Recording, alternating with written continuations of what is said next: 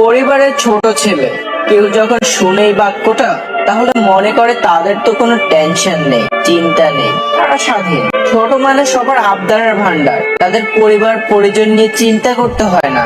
তারা একান্তই ঘুরে বেড়াবে, মেয়েদের পিছনে সময় ব্যয় করবে, সময় অসময় বাবা ভাই তাদের কাছে আবদার নিয়ে যাবে, কখনো R15, কখনো আবার আইফোন। মায়েদের আদরের ছেলে। যত বাজে কাজ আছে সেটা শুধু ছোট ছেলেদের কাছ থেকেই হয়, এমনটা ভাবনা প্রায় সবার মাঝেই দেখা যায়।